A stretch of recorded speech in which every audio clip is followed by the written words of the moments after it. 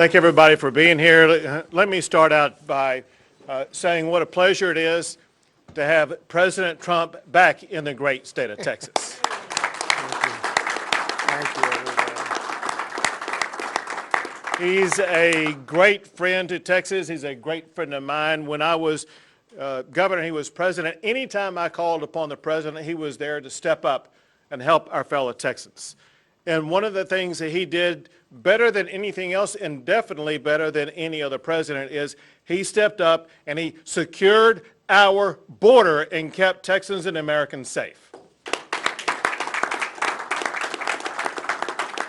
But, Mr. President, things have changed so quickly and so dramatically under the Biden administration. It has been amazing and disastrous. For one, if you just look at the year-over-year numbers, look at this May versus last May. The increase of people coming across the border who've been apprehended has gone up more than 800% in just that May over May, and in April it was the exact same thing. We see something that needs to put in context because you hear Vice President Harris talk about going down to the Northern Triangle as if solving the problem in those three countries is going to solve the problem with regard to the border. She is misleading America. Because the fact of the matter is there are people coming into the United States across our border from more than 150 countries across the entire globe.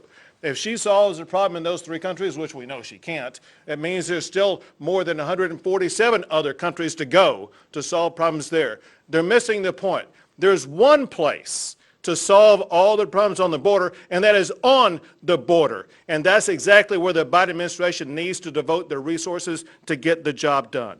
The problems are dramatic. Let me give you just one example about what's happened after you left presidency that we've seen in Texas and across the nation. It's probably the most deadly aspect of what is happening, and that is the importation of the deadly drug of fentanyl. Just 2 milligrams of fentanyl is a deadly dose. And just this calendar year, the Texas Department of Public Safety has seen a 2,000% increase in the amount of fentanyl that they have apprehended, and that's not counting what Border Patrol has apprehended. Just the Texas Department of Public Safety alone has apprehended more fentanyl to kill every man, woman, and child in the entire state of Texas. This is deadly, it's dangerous, and it's infesting regions across Texas as well as regions across the United States. So here's what Texas has done that I want to bring you up to speed on that we have had to do to respond to this crisis. We launched Operation Lone Star, where we deployed 1,000 Texas Department of Public Safety officers as well as Texas National Guard, and they have already arrested almost 1,800 people for criminal violations, in addition to about 40,000 apprehensions of people who've come across the border illegally, and they have busted 41 stash houses. In addition to that, things got so bad that county judges, the lead officials in the border region counties, for the first time ever, they asked me to declare disaster. You remember I declared disaster for Hurricane Harvey and some other things like that? Right. This is the first time ever I'm aware of that a governor had to make a disaster declaration for the border situation, and yet that's exactly what we did. And then the state of Texas, with the help of Lieutenant Governor Patrick, we passed in our state budget that I just signed more than $1 billion of funding for Texas to have to step up and secure our border. And then after that, they added an additional $250 million for Texas to begin building our own border wall to keep Texas safe. And then on top of that, we have a new program because we are seeing people coming across the border who have committed crimes before. And we want to arrest these people, and we through the Texas Department of Public Safety are working collaboratively with sheriffs to make sure we have an arrest program. We're not going to be involved in catch and release. If you're coming in the state of Texas, you will have Texas law enforcement arresting you and putting you behind bars. This isn't going to be the red carpet treatment that the Biden administration has rolled out. This is going to be time in jail that our law enforcement officials will help achieve. Two other things I want to mention. One is that Governor Ducey and I, we triggered an interstate compact where other states can join in and assist us and help us to secure our border. And I know I don't have all the states, but I do want to mention the ones that I do have that are stepping up to help out by sending resources. It could be law enforcement officials or it could be National Guard. We have Florida, Nebraska, South Dakota, Iowa, Ohio, Arkansas, Georgia, and more. Just know that the people of Texas, the people of America, thank you for stepping up and providing your resources to help secure the border, knowing full well that what comes across the border does not stay at the border. In fact, it goes to your states and other states across the entire country. Two other things, that I created a Border and Homeland Security Task Force that involves all of our local sheriffs who help provide advice and information about what needs to be done, as well as property owner groups, ranchers who have been decimated by what's happened on their land. And let me just close with that. We're doing all that we can for one reason, and that's because the way that the people along the border are having their lives turned upside down. I cannot tell you the number of stories that I've heard from people who have had guns put to their heads or guns brandished at them in their ranches, in their homes, in their neighborhoods. They're afraid to have their children go play in their yards. The ranchers have their homes invaded, their fences ripped up, their livestock lost, their game lost. It is a far more dangerous situation than it's ever been. The people of Texas have been pleading for us to be able to step up and help restore safety and security in their lives, and that is exactly why Texas is stepping up and doing a job that is truly the federal government's job, a job that you did, but a job that the Biden administration is completely failing us on. Now with that, there's going to be 3 law enforcement officials who will provide you additional information, and then we will look forward to hearing your remarks. And it starts out with the Director of the Texas Department of Public Safety, Steve McCraw. Thank you, Mr. President. Hi, Steve. Hey, Mr. President, thoroughly the governor underscored, I just wanted to make that point, that my entire federal and state law enforcement career, no president has done more to secure the border. Thank you, Steve, very much. We've got a mic coming for you here, Steve. Yeah. Take this here. In fact, you said that so nicely, I hope you say it again. Yeah. All right, let me try it again. Now it's on the mic. But there's no question that you have, and I know anybody in here that's dedicated themselves to law enforcement recognize that. And also, you've always backed the law enforcement community, and we appreciate that. So Thank you. God bless you. Thank you on that. Steve, very much. And I can say this, just not because he's my rating official, but because it's true. Governor Abbott has done more than any other governor to protect its people, to protect the border, and to enforce the rule of law than any other governor in the nation. And I can also say, maybe much to the chagrin to our congressional colleagues that are here today, Texas State Legislature has done more to support the brave men and women of the U.S. Border Patrol than the U.S. Congress has. I think they might agree with that, you on that. But with that, Mr. President, we can begin. First slide, please. I was visiting with Sheriff Martinez, and we both agree that, and it's no question about it, that as a result of the U.S. government not securing our border with Mexico, it has transformed Mexican drug trafficking organizations that were relatively benign, focused on marijuana in the 80s, to the most dangerous, ruthless, vicious, and depraved criminal organizations in the world, and they're on our front door.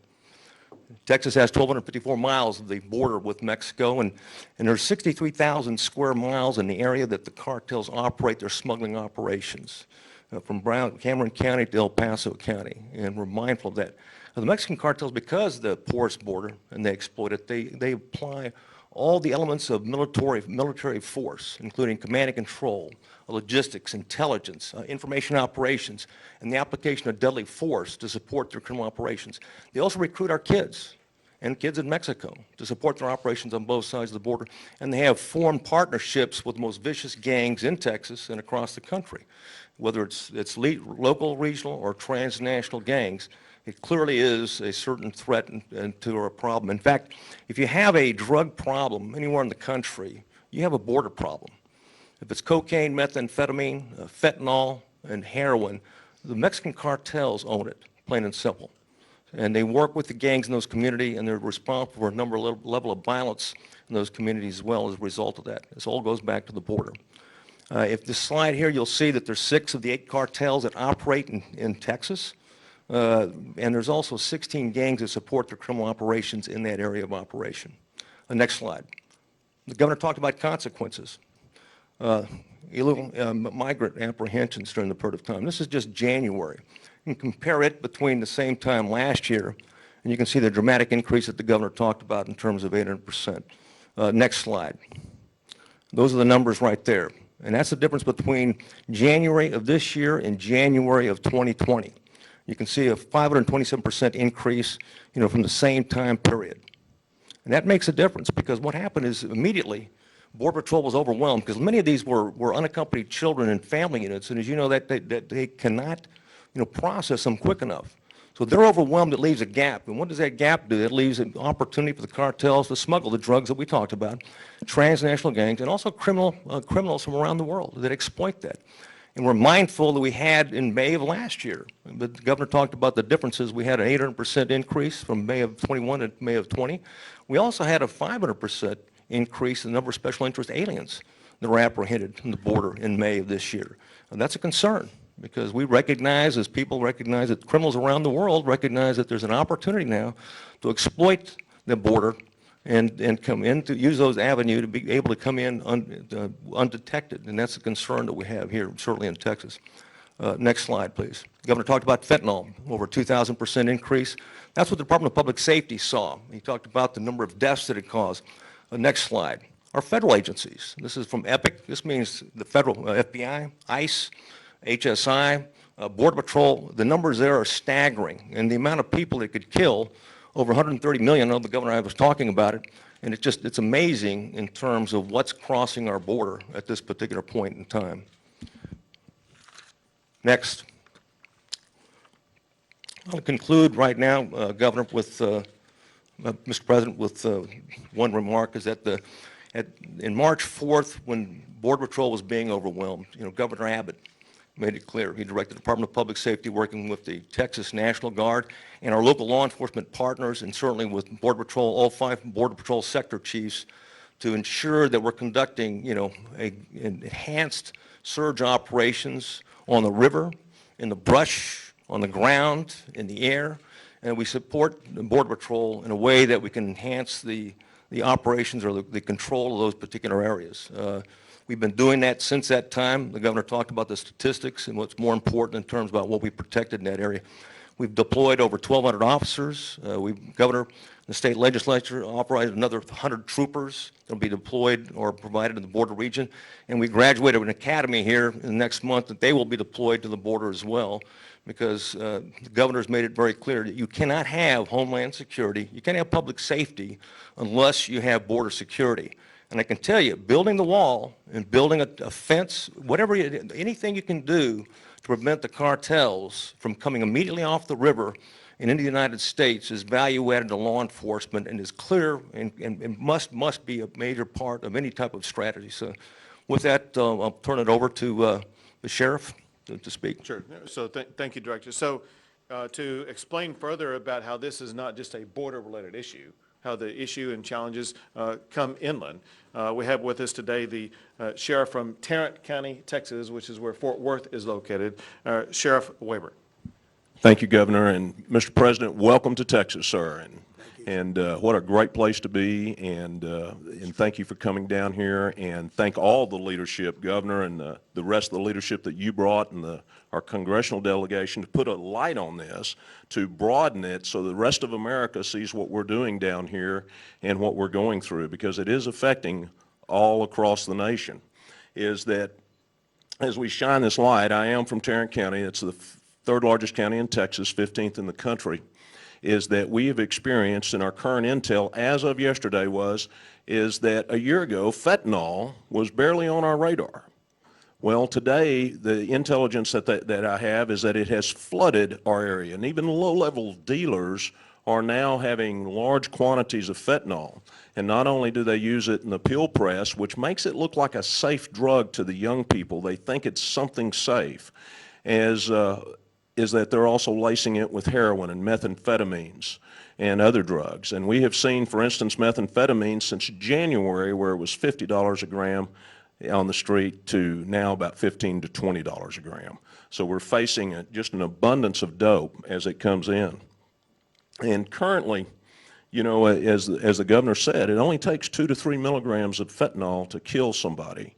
And what we're experiencing in Tarrant County, way beyond the border, we're a hub. We know that we're a hub where we have cartel agents embedded up there that we're trying to locate and arrest and prosecute, and we're doing a pretty good job of that in some cases. But we know that as it comes into the county is that it does have an effect. And we're seeing a 50% increase in deadly overdoses this year. In fact, in the first quarter of 21, it was 3 times the amount it was last year with fentanyl overdoses. And, you know, to that end, the group of people that it's hitting is the 16 to 24-year-old group because, again, it appears to be a safe drug. They think it's a pharmaceutical drug because of these pill presses that they're using. And while everybody in this room are great partners, is that we do not want the next mom to walk into that bedroom, as occurred in Tarrant County just a month ago, and her 15-year-old is dead because they've OD'd on fentanyl. They got a hold of something that they thought was safe, and they had no idea that it was pressed in some cartel lab far, far away. But today, as we talk about this today, is that we know that the cartel, the Mexican drug cartel, is responsible for where it's going, and it's going all over the country. I'm in Fort Worth, but it's happening, and I'd be admitted to say it's on every sheriff and every chief and every director of public safety's radars, this business of fentanyl and the deadliness and the threat it is to us as it continues to grow. Coming in from China? Pardon me? Coming in from China. No, sir, it's coming in from the cartel. That China is finding Are they getting it from China? They are getting it from China, but they find it easier to come through the United States. It's an easier port to come up through the United States. Yeah. And as we interview people we caught, that's what they're telling us way up in Tarrant County, is it's coming right directly from this border. And we believe because of all that, I certainly believe, and I believe the law enforcement in the room, is that the drug cartels of Mexico should be the #1 enemy of American law enforcement, plain and simple. And we need to draw a line in the sand to protect our children. And we also need our parents, if I may say, our parents need to invade the space of their children and know what they're doing on social media and know who they're connecting to, because we need everybody's help, or they're going to be walking into that bedroom, unfortunately, and that 15 or 16-year-old is going to be gone. Thank you, Sheriff. Thank you, sir. One last speaker that is also a sheriff that can tell you a little bit more about a different type of deadly consequence of the open border situation is Sheriff Martinez from Brooks County. Good morning, Governor, President. Welcome to Texas. I'm going to highlight Brooks County as it is. We're 70 miles north of the river. We do have one of the busiest checkpoints there in the Southwest Corridor. Real briefly, between June the 22nd and Friday the 25th, we recovered 7 bodies in the brush. Okay. Now, in June of 2020, we had 4 bodies recovered. In June of 2021, we had 16 bodies recovered, 300% increase. Okay. Now, lost collars from June the 21st through June the 27th, we've had 25 separate lost collars calls to the 911. Now, as a result of that, we only 17 were recovered, and that kind of goes back to the fact that the bodies were recovering. And of course, all these recoveries, I have a good collaboration with the local border patrol. That's our resource. That's pretty much who we refer to and kind of guide us through a lot of issues. So in going with them and talking and collaborating, Brooks County itself has had a 185% increase in apprehensions. We've had a 110 increase in non-encounters, which means getaways. 110% increase in that. 215% in smuggling cases. increase. 44 migrants who have significant criminal history for sexual assault, actually 238% increase. And that's another issue that we deal with, sexual assaults, rape cases that occur within the brush that we deal with quite often. 490% increase in 911 calls, 301% increase in rescues. Again, thanks to the partnership we have with Border Patrol. I think we need to understand that the current administration needs to understand that the correct wording needs to go out there to the American public in saying that this challenge is not quite being managed because we're really not putting the hands on those that need to be arrested. Okay, I think that there's a lot more out there that we just don't have enough resources. I always refer to Brooks County as the void in the donut, where our resources are at least an hour away, even though we get a lot of help from the state police with their helicopter, but by the time they get there, it's pretty much over. They're gone. And of course, there's a lot of damage being done to the ranchers as a result of the pursuits. We simply cannot reach everything out there. Therefore, we do not know who's crossing, who's coming in, and that's the main key. We need to know who's coming in. And so far, the criminal usually just infiltrates itself within the group, and they leave them alone. Yesterday, as I was entertaining two news outlets, we had a stash house that one of my officers and 3 Border Patrol agents secured 17 from the stash house, and 3 got away through the window. So 4 officers to handle 17 people. Now, as a result also, since we're doing some COVID testing, we've had COVID. These persons that, the decedents, we check them and then we have 2 COVID. So COVID is still out there, very much alive. Yeah. Okay, so all these getaways, all these other people that are coming in, not being tested, or we don't know which direction they're going into the states, it's going to harm the United States. It's going to harm our country. So we need to be careful with that. We need to address all those issues. Thank you, sir. Thank you, Sheriff. Thank you very much. Mr. President. Well, Governor, thank you very much. It was an honor to endorse you and strongly endorse you, highest and best endorsement. And I did notice your poll numbers are through the roof, and I'm very happy. And you've done a great job, and we're really honored to be with you and with Dan and with Ken. We've had a great team.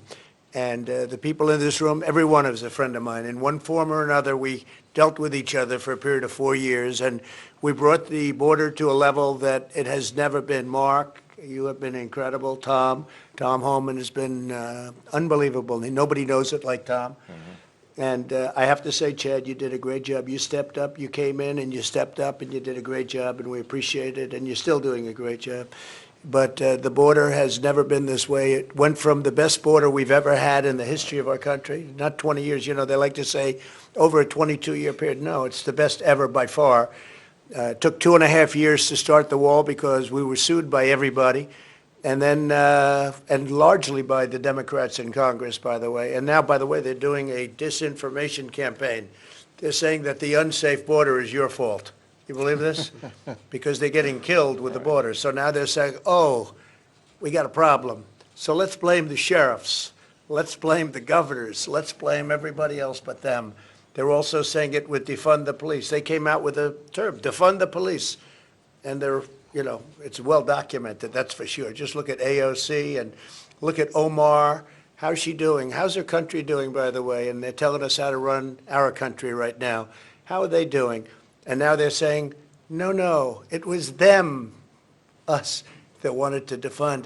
It's like Russia. Everyone said, Russia. I said, what's that all about? And then they said, oh, you were very friendly. Well, that's been proven to be false. Not only false, it was them that were associated with Russia. It was them, the Democrats and Hillary and the group that gave money to Russia.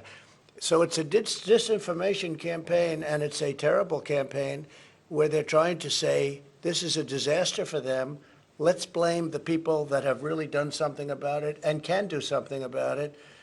But when your hands get tied because you no longer control the White House or Congress, it's a disgrace. Dan, we worked on it hard, and we worked on it long, and we discussed it every week. Right. And we had it down to a point that we'd never seen anything like it. I'm so glad that you mentioned the fentanyl, because the fentanyl was almost a non-factor.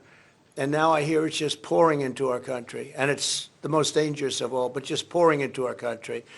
And we stopped also human trafficking, mostly in women. The human trafficking was almost stopped. We built almost 500 miles of wall, despite 2.5 years of lawsuits, litigation, started by Congress, Nancy Pelosi and the Congress. They sued us for everything. And we won the suits, and we started. And within a few months, you would have had the wall totally complete, and they ought to paint it. They're supposed to paint the wall, and they aren't even doing that. They got to get a coat of paint on the wall. Believe it or not, it does rust. Maybe that's what they like. Let it rust, let it rot. But we built a wall that was not a wall that anybody could get through. We had very few breakthroughs, unbelievably few. It just, the only breakthrough is let them walk around to the few open areas where you have we had problems on land disputes, et cetera, et cetera. All of those problems were resolved, so we got them resolved. So you could have completed the wall in a couple of months, and they decided not to. Now I hear rumors that they want to do it, but it's only common sense. You know, they were saying we want high-tech security. And I used to go around in speeches, I say, the two things that will never get old are a wheel and a wall. And it's true. I mean, when you get right down to it, the wall worked, really worked. And again, almost 500 miles of wall, and then we had another 200 that we were thinking about doing, less important areas from the standpoint of people coming in, but nevertheless, Sheriff, very important. We discussed it, and we did a great job, and within a period of a few months, it was all dissipated. Remain in Mexico, so important. Catch and release, we broke that one. Chain migration, where people come in and then they bring everybody else in with them.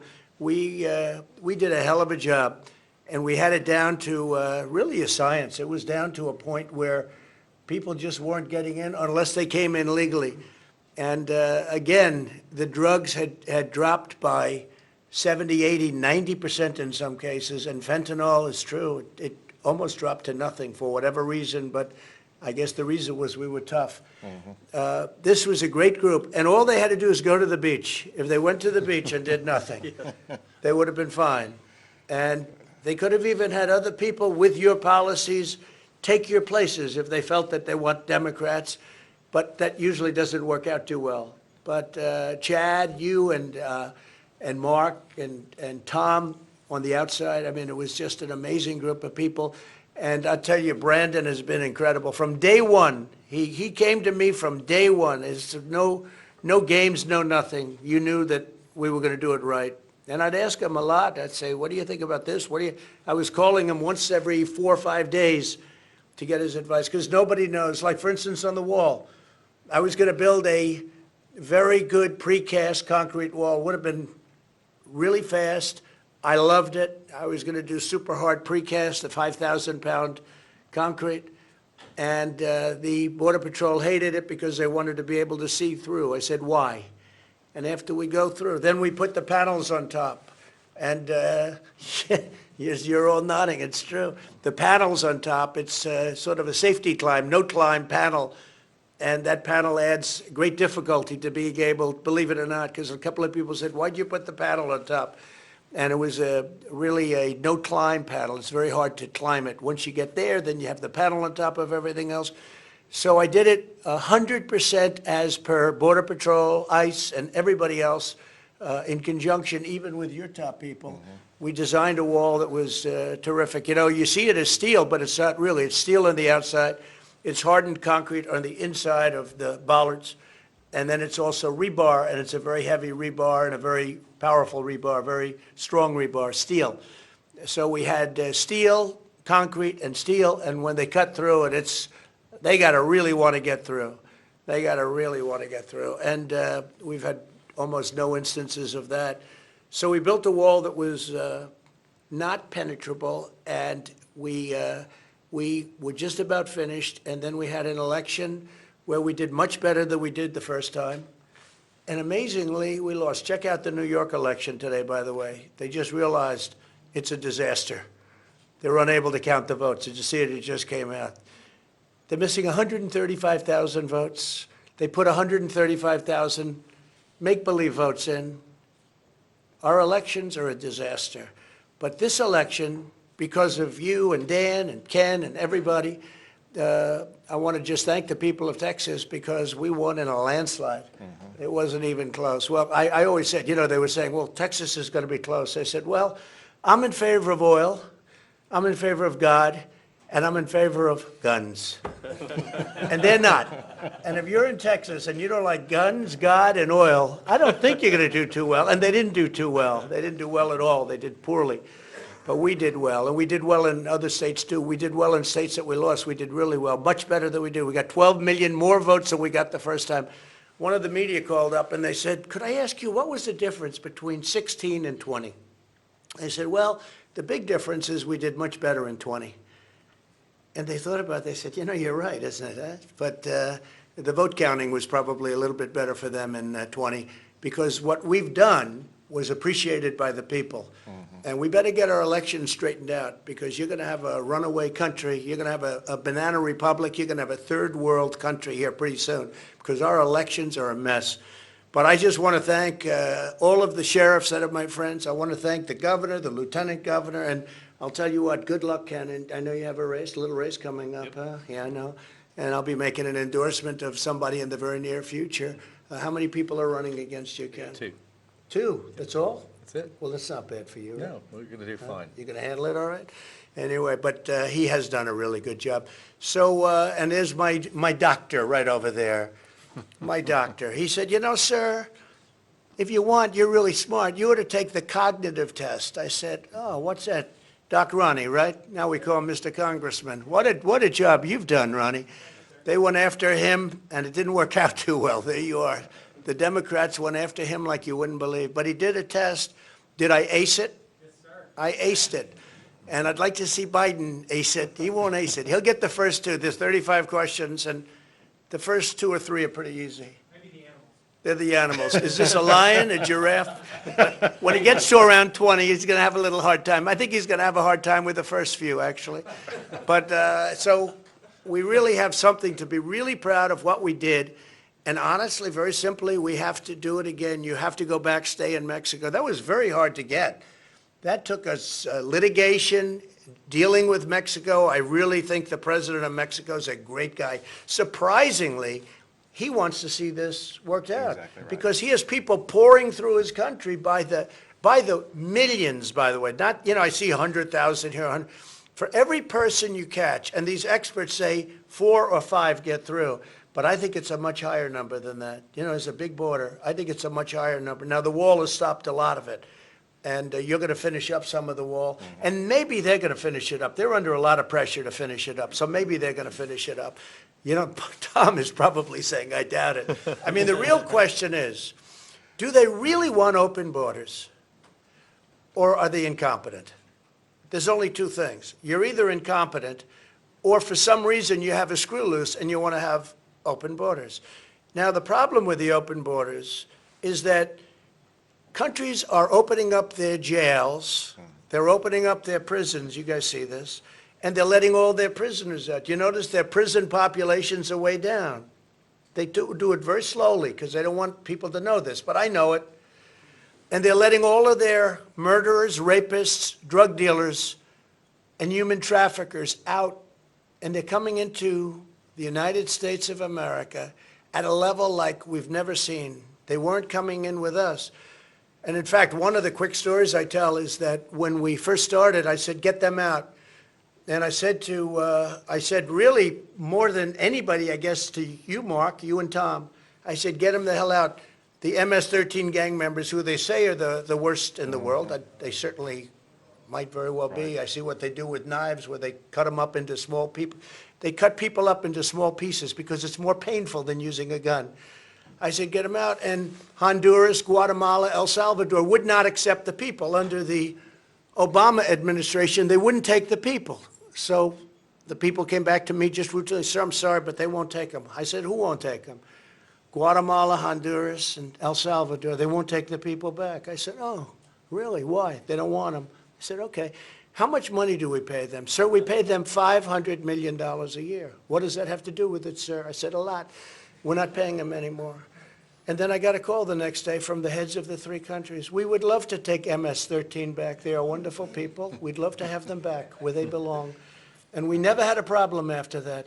But now I understand they're not taking him back again because we don't deal with those countries right. I got along with the 3 people plus the president of Mexico beyond. He's a fantastic man. He really is. He's a fantastic man. Very different persuasion.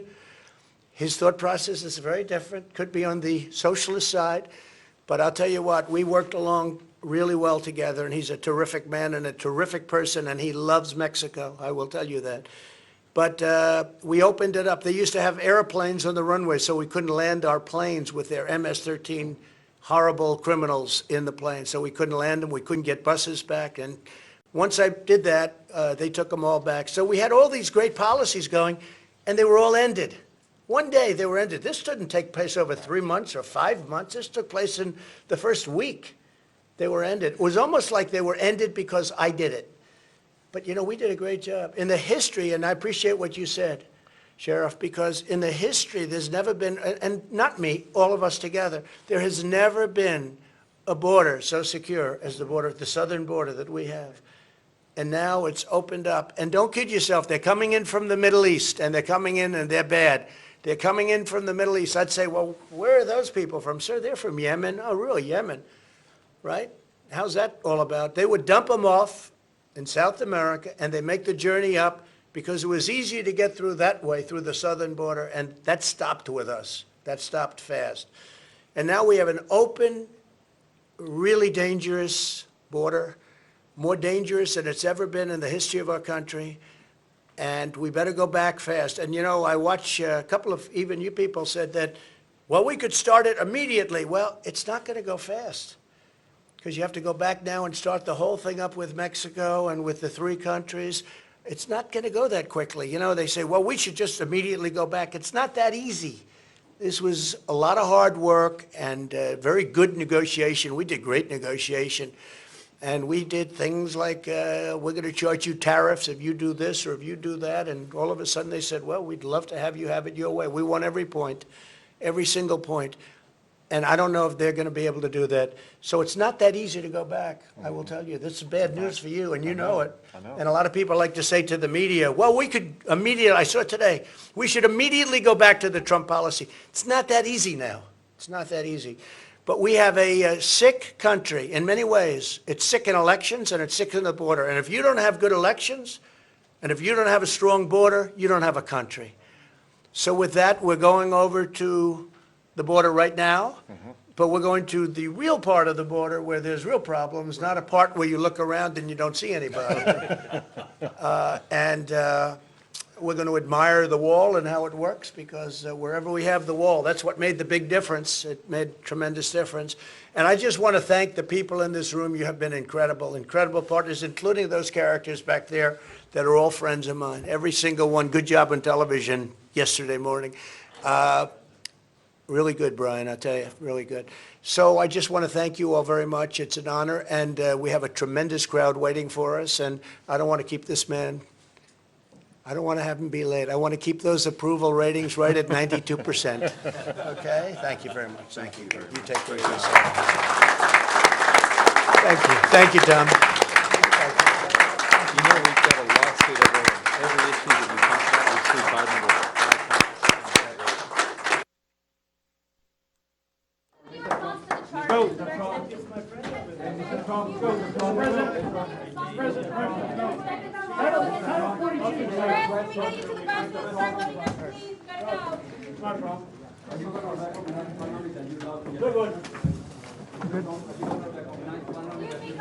Good.